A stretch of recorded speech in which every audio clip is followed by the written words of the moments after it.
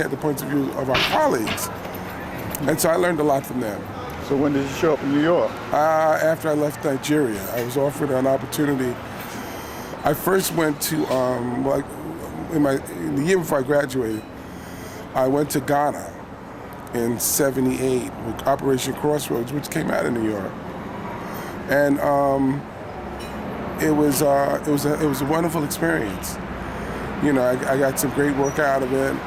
I got a chance to see the global effects of photography. And that was very, very, very, very powerful. It wasn't just like, because people say I've been doing it on campus, I've been doing it around the LA area, but now I got a chance to see globally how powerful photography was. And so when I graduated, I was offered an opportunity to go to Nigeria to open up the first color lab in the eastern region of Nigeria. I was with David Sandoz of Sandoz Pharmaceutical Family and Curtis Grove. We were sponsored by Egbudu Njaka of the Njaka family out in Anambra. His brother was a governor. And so we went out there, and about a month later, we opened it up. But they didn't want to fund it, the finance the way it needed to be. I don't think he really knew the scope of what he was getting into. And so they left eventually, but I stayed in Lagos and freelance for newspapers, magazines, individuals. Picked up AP as a client, photographed for them for a while, and then photographed for the Nigerian government. I broke a major story which had to do with the Nigerians putting Ghanaians out, which brought in the BBC and ABC and all other major news networks. And then eventually, about 4 years later, about maybe another year later, I left and came to New York because my family was having some problems. So came in, and then I had to figure out how to move around in New York. New York is different. And then after I figured it out little by little, then I became a participant. You know, showing work, meeting, wonderful people like yourself, learning, trying to get information out of folks who sometimes wouldn't want to give it to me, not do that. Until after a while, people, realized that I was serious, and the caliber of my work was strong, and so it wasn't any problem. Buford Smith was a big help too. He chose my work for the Committed to the Image in Brooklyn, and that was pretty much it. After that, it was. And then I had the opportunity to run into another one of my mentors, which was Bruce Tallerman. He was in that show. And Bruce and I knew each other out in LA when I was going to school. I was a student. He was shooting for the studios. I ran into him again when he was shooting Jesse Jackson for a time. And so I got a chance to be in a show with him, which I thought was really cool. And basically that was it, just understanding New York and I and the city and how it works, and then understanding the tools, the marketing tools, to be able to utilize photography, not necessarily from a commercial point of view, because commercial point of view is not where I saw myself. I was looking at New York from a fine art point of view, and so that's where my interest lies, to be able to do work that how I see the world, and let the rest of the world, engulf it. That's it. Your name? Oh, Howard T. Cash, C-A-S-H, Alex. Had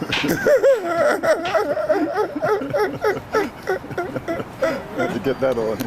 I got it. Okay, man. My man, always. Coming back inside of you? Yeah, I'm gonna sit here for a minute. It's pretty. Maybe I'll come in for a minute. I'm just. Okay. Put it upside down. You go. You go this way. Other way. Yeah. So it's a funny thing, because it is, but I long ago stopped eating. No, that's very wrong. I look through there and I see what I'm supposed to see. It's something upside down, but. Good rock and roll shot. It is. But you know what's weird? Check this out. At the opening, this girl, this was Launch High, which is about 10 or 15 minutes away from Andover, where the show opened. So at the opening, this girl came. A few of the kids in the book came with their families. I didn't even recognize it. This was only 2. No, maybe. When you was on Grand Street. Early 81. Early 80s, Around there. yeah. Yeah. Cause Yeah. Man, you know, and it's funny because periodically you're gonna say, man, when did that happen? no, Name it, she gonna come up. I was still here. Yeah. Where in Jersey are you? Maplewood now. Okay. Maplewood. I was in East When you Orange. leave New York? I left New York in Oh, okay. early 80s and went back over there. I got Oh, married Nice quiet street. and my wife passed away. She passed away. I had 2 kids by her.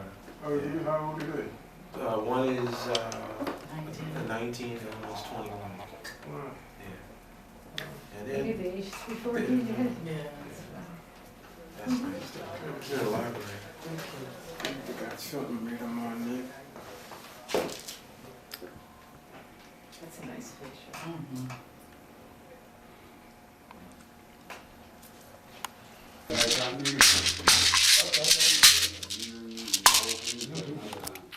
Gonna videotape this.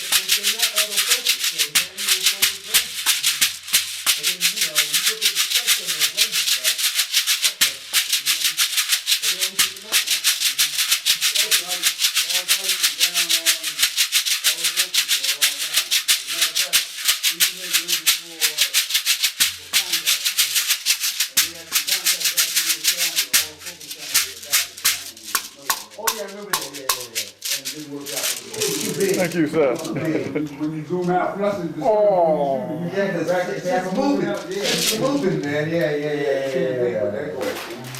They always had an uppity attitude about this shit. Donald, I got a question. I have a question. A question. A question. Your new stuff, is that digital or film? Film. Film? For about 5 film scans. Okay. Digital output, but it's film. Okay. I was curious. This provider, I think he said shoots at 160. My son keeps telling me, why do I bother with all that? He said I could get similar quality with digital. He said probably even better quality. Yeah, you could. Why? That's why I'm curious. Why? I mean, because that's what we're talking about.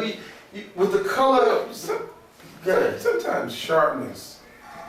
It's not the answer. Yeah. Because I sometimes think of what does the image say to me, you know? And I know an image has to be sharp. I mean, but sometimes where I can see the pimple inside the pimple, you know, it's too much information. There's too much information. Well, see, but Donald's working with a 4x5. But you can go into it. You can go into the digital file. Let's say, you know, I make the picture now, use sharp, break the sharp, everything's sharp. Just go into it, outline that stuff. Then go push it to the out. background. Push it out. Push it out. Push it out. Yeah. I don't look exactly the same. Yeah. You know, my son is like, man, I don't know what you're making all this fuss about. Carrying all this 80 pounds of equipment around, tripods, and you do the same thing. Yeah. But for me, it's just, it's a habit. Okay. And it's the way I like to make pictures. Okay. You know, it's interesting enough, I was looking at, use the bit. You know, I was looking at, now, see, I understand, like, if you look at somebody like Kenro Izu, okay, his pictures can only be done by the way he does it. Those black and white, the seascape or well, not the seascapes, but all the religious stuff, the stuff he did in Nepal and whatever, Cambodia, because he does patterns. Maybe, I have students who do stuff that look like that, and they even, this one boy, he made these panoramic, Yeah. but these sacred sites. Right. I thought they were continuous pictures. They weren't. He Yeah, yeah. stitched them Stitched them together, together, took the color out, printed them black and white, warmed them up. They look like Kengo Easy. No, the Kenro stuff. Have you ever seen You know, I mean, Kenro's that the quality. actual? No, yeah, but I think yeah. You got as close as you can get without Oh doing no, it. man! You gotta look. You gotta look. If you look at Kenro stuff, man, you gotta walk. Because remember, Kenro works with what's it? 14 by 20. 14 by 20. Camera? Yeah, Yeah. a 14 by 20. All this film is made for him. He has all these exotic lenses. I don't even know what they are. Whatever they are, there's some serious German exotic shit where somebody went crazy with a slide rule and. So you coming? No, it's okay. Hey, go back. Okay, keep going. He creates these platinums. They're all platinums. When you look at them, I mean, They're gorgeous. yeah, they're gorgeous. I mean, to me, now it's just me, my opinion. Black and white, the way he does it, can only be done the way he does it. I don't think the technology is there yet. Only because I've seen enough students doing stuff. That Really? If you saw it, you would think it was something else. Really? It's digital. Really? Oh, okay. Yeah. So I think at this point, you can make something that look like almost anything using digital technology. Okay. And if you print it on that nice hand moving paper, Mm-hmm. that nice archival Yeah. print Yeah. watercolor, Yeah. you would know if it was the platinum palladium print or what it Really? was. Actually, the media makes a lot of difference. Because those papers that cost a lot of money, they do make the print look different. They make it look a lot different. I just got an ink set, the license, and they sent me a pack of sample papers, about 30 sheets. And even before you print it, you can see it's going to be different just looking at the texture, and you can feel it. It's actually got the really good papers got a smell to them. The cheap papers, you can't smell nothing. The good papers, you can smell them. I definitely think it's a generational thing in terms of how you get there. Because those younger students who are making it that way are emulating that kind of object, that kind of photograph. They appreciate it, they want something that look like that, but they're not going to carry around a 14. They can't afford to buy something like a 14 by 20. It's just not going to get done that way. Yeah, They man. want to make a beautiful Yeah. object. Right. Click with a, And stitch it. EOS. And stitch it. And stitch it. And stitch it Yeah. together. There's another It's a factor high to that, enough too. resolution file. Yeah. And the other factor is that they don't have a skill set. See, the generation came before them had the skill set. Now, it's a different skill set for this generation. So I taught for a minute too, but they don't have the skill set. And that's what the separation of generations have. It's not that it's better or worse. It's just there's a different skill set that's being applied to get what this generation, as you say, emulates as the previous generation. My next question is if you put one here and one there, what do you sell this one for as opposed to this one for? And who's going to buy this or buy that? I don't know, that's the See, question. because That's really different. That's different. Well, it's interesting. Yeah. That's different. That's hard. yeah. It's hard, That's hard. It's funny Because that's what determines whether But see, a check this out. person works for a living, works for Check this out. transit, or he makes a living for time. In my show in Boston, I have this portfolio of prints that I made of my Harlem photograph. Okay. It's a digital portfolio. Okay. It's not silver print. Okay. People look at it and they think they're Palladian, they're just real, like black and Well white, made. well made. black and white. Okay. Digitals. Digital prints on handmade paper. I've sold a few of them to a few curators at the museum. Others They are have a not- problem with that, knowing that these were digital. but others don't want nothing to do with it. But that's only a personal thing. It is. It's only a personal See, thing. that's what I'm saying. Others, like, there's one guy who I would love to sell one to. But he won't touch it. He takes it so not seriously. He acts like I'm trying to bullshit him. He looks at me like, he said, you can talk all that shit to them people. There ain't no way you getting me to pay no serious money for no inkjet. But that's a personal prejudice. That's just a personal prejudice, that's all. It is. But get to your Yeah, question. but see, that personal prejudice is based upon the generation that came before us, who had more silver than we or whatever, but they were geared towards or trained or taught that to respect the such gelatin silver print. See, so that's my whole thing. It's like, okay, who's gonna buy it after I've done this great, big piece, whether I printed it out or whether I in darkroom or whether I printed it on a computer? Who's gonna buy it? Because that's what's gonna keep me. I don't think they continue care to anymore. For people who want to skirt both lines, you do a digital C print. See, it's a C print. Now, if you leave out the digital part, I don't know what it is, but it's a light jet. It's a C print made from a digital file. Okay. Kind of like a way of confusing it. Yeah, it was the same thing with the Crystal Archive. It's actually a way of making a digital output if you prefer the material of Right, a C C print. print, exactly. But for some people, the C print and the inkjet, there are people who still have an issue with paying the same amount of money for one or the other. I had a curator come in to my show, and the guy at the gallery said they wanted to know, they liked the Harlem work, but are there silver prints again? Just say yeah. And I said, look, tell them if they want to buy it. The only way I can market it is by saying, tell them if they want to buy that work, this is the only form and this is the better. Ah. Yeah. So you won't? Well, I can't once I say that. Oh. Say it again. Yeah, I can't. What you said. The only other thing, That it only comes like this. That's So it. Yeah. that's it. He's limiting Yeah. to that last process, not both processes. But He's you- limiting to It's one. not like Fred, I like that. I want to buy one, but you think it could come in some other kind of form? You can. And really, the only way Yeah, but you he's people limited. buy He's- something, Okay, but what That's I'm her saying. decision. buy No, I something, agree you with gotta you. say no. Yeah. No, You gotta buy this. No, you I gotta buy that. agree with you. But in your work, you do whatever you want. But you can either do it in a gelatin silver, Whatever. limited seal, Yeah, it's available. or you can make them a couple of inches smaller if you don't want to do it in that same exact size. And you can move that piece to the client who is interested in buying that gelatin silver, portfolio.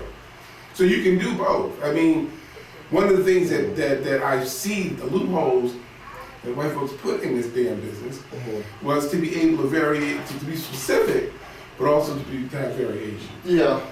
So I think it's or you can more. just do a series of artist groups and call it that. Could be. I think it's more about anything. I think it's about control. Well, it always is. It always is. But it always is. That ain't new. Scientific. Yeah, but that ain't The new. scientific people have proven that the archival prints have the same lasting quality, if not better. So these people who pressure the photographers about the silver gelatin, it's not because they really want. I think they just want to control. That's all. Yeah, that's all it is. If Yeah. they lack an image and the scientifically stabilized. See, I'm not gonna be locked last- into a corner where I'm only gonna do one kind. I mean, if I physically cannot go into the darkroom anymore, or I can't find nobody to go into the darkroom for me, then that may be a determining factor. There's always one of these. You know what I'm saying? But I'm just simply saying that but it's always, I'm not gonna be locked into, well, I'm gonna do digital. All the new work that I've been doing now, is all digital. Okay? It's all come from a scan print, scan negative, but it's all digital. Okay? All the work that I said I've been doing lately, it's all from digital process. Because it's much quicker. I can just boom, boom, boom. I mean, I'm doing color work that I would, years ago, it would have cost me an enormous amount of money to reproduce if I was doing my Now size. you got a good one. Yeah, now you just, Set the file up, run it, set the, set the- and everyone that precedes is gonna be exact duplicate of the one that followed, with no variation. I really think it's up to the artist and the photographer to kind of force that issue. And that's why I just tell them, look, you tell them that if they want those pictures, they're only available in that form. Right. And then it's just a question of how badly do they really One want it. wanted. Yeah. Well, I know that some people who wanted them badly enough that they just went ahead and bought the portfolio. Kept it down work. He said that's the only form available. And accept So I it. had this conversation about when you think you can make an arm like your apple. I mean, it's this, that's it. Yeah. You know, and if they were available in silver piece, and I put 10 of them in the box, it probably cost 10 times what I'm But charging you didn't have for to. those inches. Yeah. And see, that's not my problem. Yeah. My problem is to put it in the medium or the format that's expressive of my work. Their problem is to come up with the money. Yeah. That's not my problem. Yeah. You know, I only go with so far, and it's for a selected number of people that will spend that money. You know, so, you know, I look at it from a marketing point of view also. I mean, not just from an artistic point of view. And I'm like, you know, if they're gonna kick out a certain amount of I love gelatin soda. Yeah, I love print that. Yeah.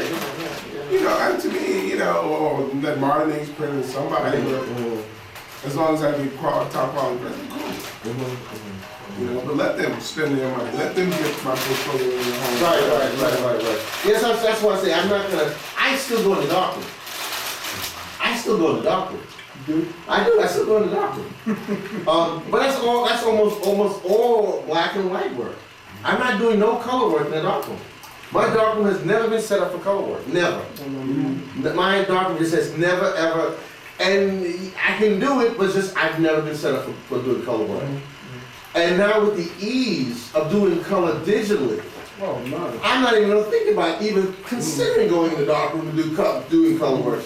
But I will continue to do black and white work in the darkroom. I still, you know, and like I said, until I'm physically able or something like that. If I can't do it, you know, then that's a different story. But no, I'm gonna continue to do it. But a lot of the new work, which is the color work, is a lot different than I gotta show you some stuff. You know, you've seen that in the book, a little book. There's a difference going on. There's a big difference going on in terms of what I see and what I'm talking about. And I'm working it because of the color. I'm using, like Pete Turner. See, I can't get away from the Pete Turner. I can't get away from those guys, the Jay Mazels, the ones who made color their language, as opposed to. You can buy them PPI. Yeah, of course. Yeah. Look at the cover. Just look at the cover. Yeah, exactly. Yeah, you know. I was about maybe a month ago. I went to Botanical Gardens, and bright sunny day. I wanted a bright sunny day. And what I wanted to do was explore the possibilities of shooting color work of flowers using the sun as background. Shooting through the flower, illuminate the flower, not from the front, but from the back. And I came away with a couple of interesting pictures. You know, that Looking through the camera or putting the camera down here? no, looking through the camera because you got to frame it. I'm still framing. You know, you got to get on the ground. But what I'm doing is allowing that bright sun from a bright sunny day illuminate coming through the flower, having the light from the sun filter through the flower and working with the color, whatever color, predominant color that's being produced by the sun. Okay. You know? And I came away with maybe about 3 or 4 images, man, that just, I still look at today. It's only been a month ago. I said, wow, man, this is soon. But it's only because of what's happening with the newer technology. You know?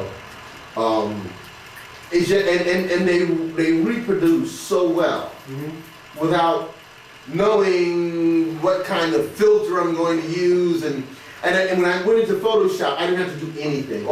Only thing I did in Photoshop is a little slight sharpening. Just a little, pink. And that's it. The only problem I felt like I should have shot it raw.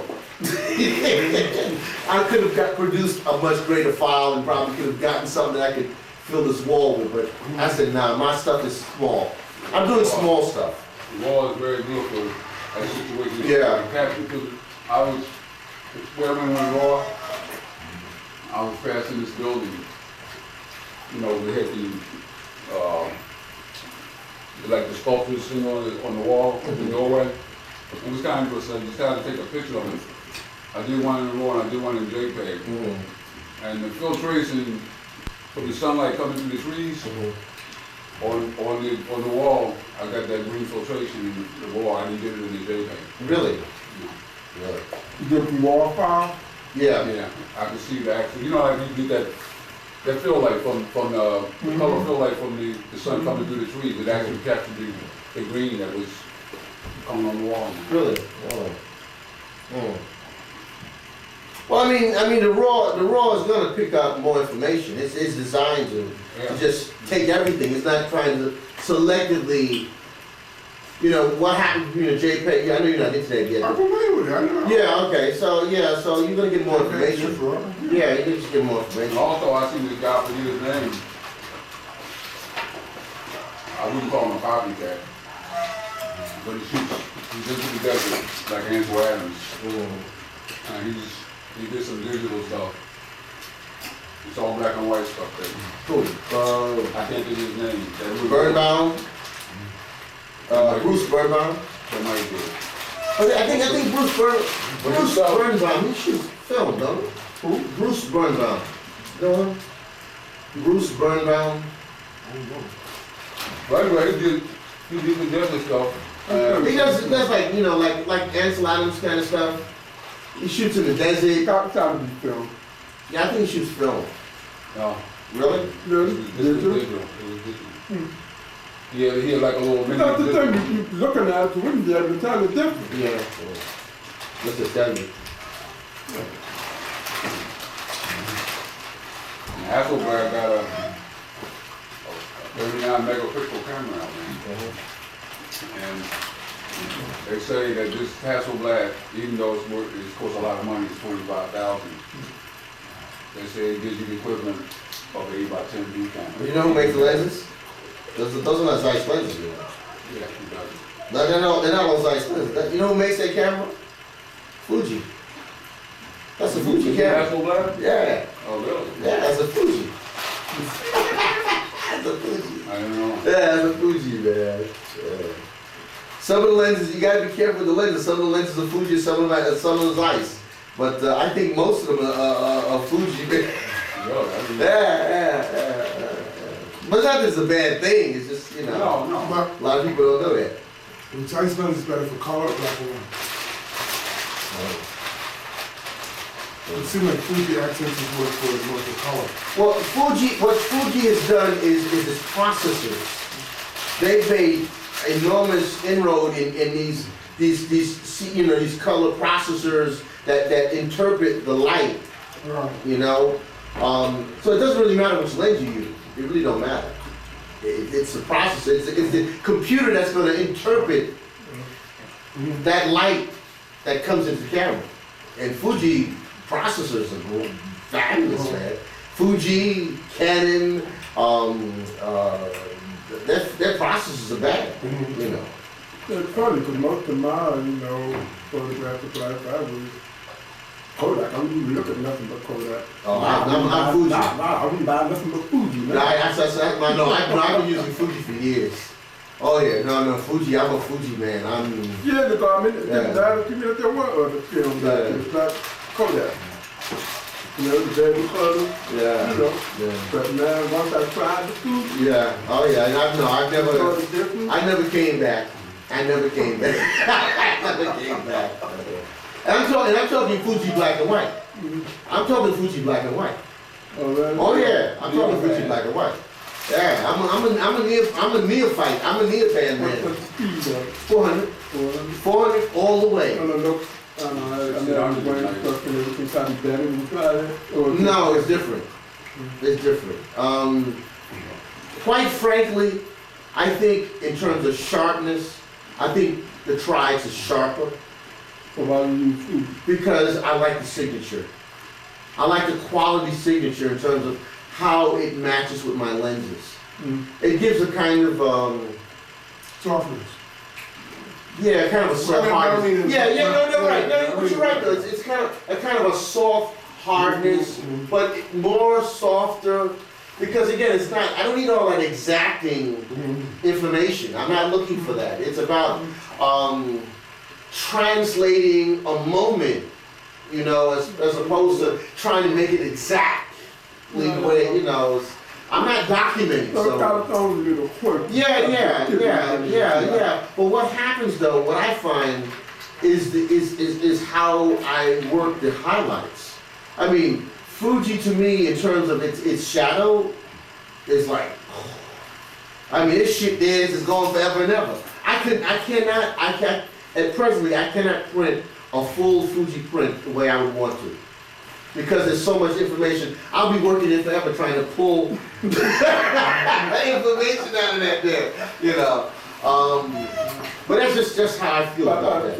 I'm not just saying the tribes can't do it either. It's just that I found that extra, you know, shadow. That's actually why I like it. Yeah. I'm looking for everything. Yeah, you're looking in the shadow. Yeah, the folds And I and took the 160 at 100. Yeah. I know everything. they'll be there. Yeah, exactly. Everything Yeah, I hold it up, I'm like, whoa. yeah.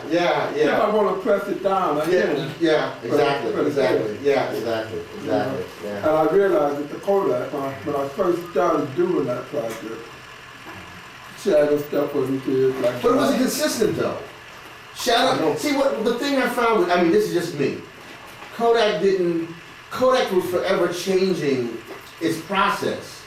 And he wouldn't necessarily tell you. You just all of a sudden, you shoot a roll of film, and you come back the next week, and you come back and shoot it again, and you're gonna use the same film, the same process, the same chemicals, the same timing. There's a shift. You say, what the hell happened? You know, Cameron Barnes just had some film, this was a while back. It's the best black and white film I shot. It was called Imperial. Yeah, I remember that. Yeah. No, I remember that. Oh, come on. I used to go up there on 42nd Street and buy the truckload. You remember that? You remember that What was place? it called? Imperial. I never heard of that. Yeah. Spanish company. Spanish company. Yeah. Black and white film. Oh yeah. Yeah. See, you Asian yourself, brother. You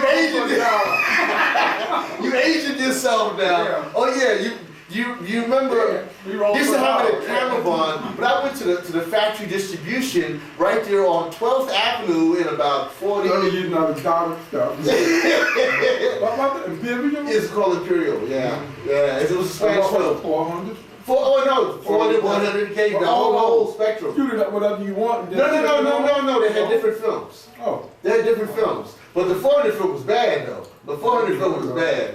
You know. Yeah, I used to go up there and get it. Their 400 film was the best film I seen for capturing highlights and shadows. Yeah. No, I agree.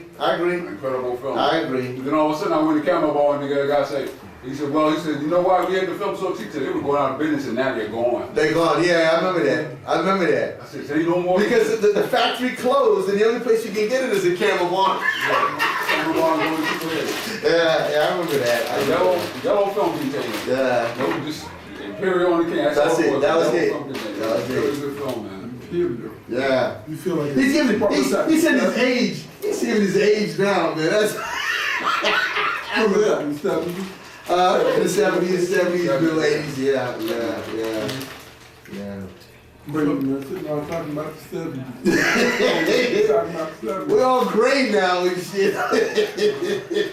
But no, that was funny though. Before, when I took these pictures up in the shows from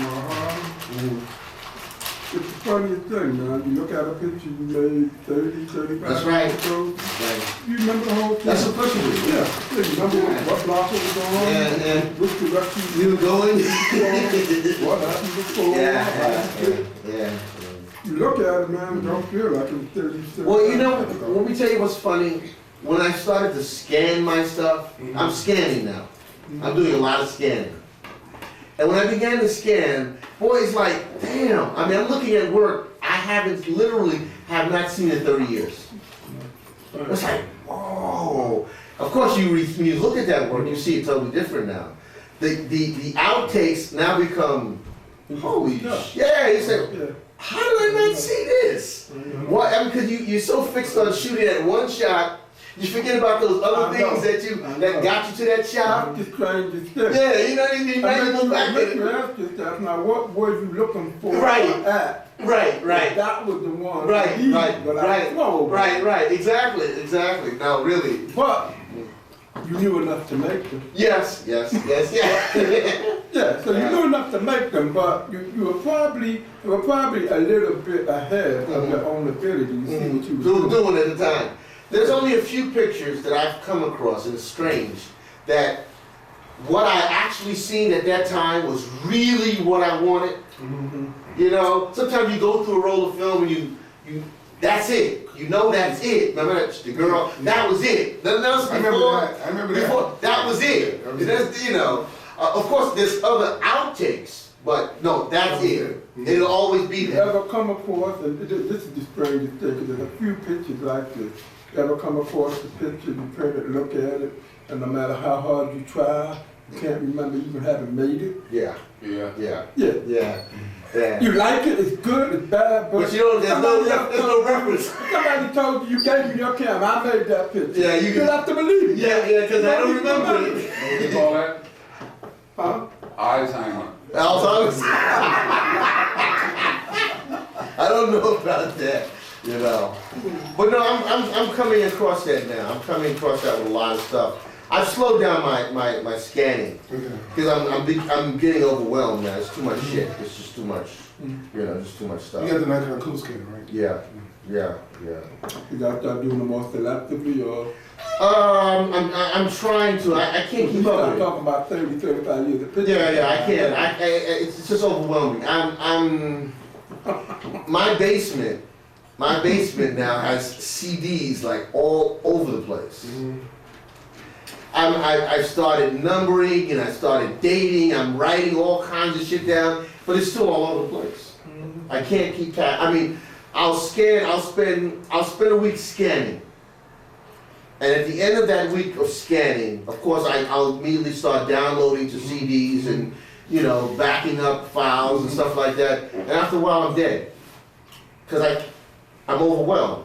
It's like, can I print some of this stuff? And some of it's good stuff. Some stuff goes back to prints that I made years ago. I don't even see how I could even print some of this stuff. Really? And that's the other reason why when folks say, are these available as silver print? I'm like, no, because I have files. Those files are from there that were already manipulated. Some of them, because the negatives are so old and such bad conditions, rather than clean them up, because I'm only doing them up to 6x9, I'm scanning them from old finished prints. Right, yeah. And you can't. Yeah, I go to the dark room. yeah. Hey, I don't want to spend my time at this point going back and try to make something that I did 30 years ago, yeah. Somebody want to know if they can have one like that. yeah. You know? That's the problem. So with the That's files, the you problem. scan the print, Yeah, keep it the same size, Yeah. quality superb. yeah. That's it. If you want it, that's it. That's it. Period. Because if you want to tell the other, I probably have to charge you $100,000. If you want to pay my son college tuition, that's nice, but I don't even know that I would want to go in and They do it, yeah. And given the That's- papers, I don't even know that I could go in now and make a print like the print. No, you won't. You won't be able to. You won't be able to.